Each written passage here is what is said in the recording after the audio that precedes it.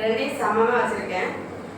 என்ன அப்படின்னா இதில் வந்து நம்மளுடைய மானிட்டரில் உள்ள ப்ராடக்ட்டு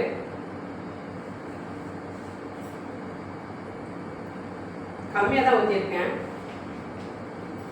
இது வந்து ரைஸாங்கிறது வந்து மனத்துக்காக வாங்கி யூஸ் பண்ணுவாங்க, அழுக்கு எடுக்காத தரைய.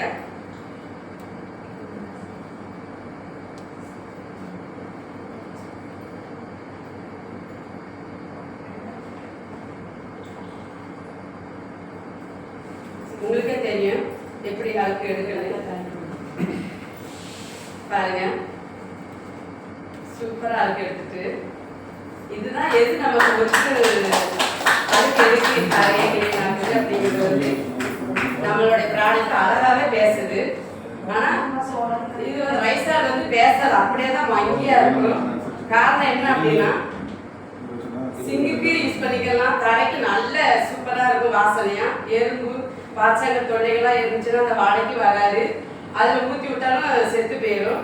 அது போக என்ன அப்படின்னா எங்கள் வீட்டில் வந்து எப்பவுமே கம்ஃபர்ட் வந்து யூஸ் பண்ண மாட்டேன், எனக்கு அந்த வாழையை பிடிக்காது.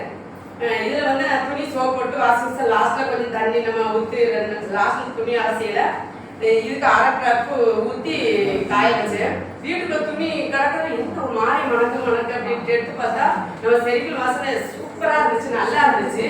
ஏன்னா நான் பிள்ளைங்க வாடை இல்லை. அது போக என்ன அப்படின்னா இது எல்லாருமே இந்த கம்ஃபர்ட்டை வச்சு தான் யூஸ் பண்ணுறாங்க. அதை தயவு செஞ்சு அதில் வந்து ரொம்ப நமக்கு வந்து கெமிக்கல் இருக்கிறதுனால மூஞ்சி நீங்கள் டவலை வச்சு தொடச்சி பாருங்க, சுடு சுடுன்னு கடிக்கும். அந்த டவலை வச்சு தொடக்கல, நமக்கு இதை வச்சு நம்ம யூஸ் பண்ணல நமக்கு வந்து அந்த மூஞ்சியில் சுடு சுடுன்னு வராது, நல்லா இருக்கும். அது எல்லாமே பயன்படுத்துங்க. அது போக இப்போ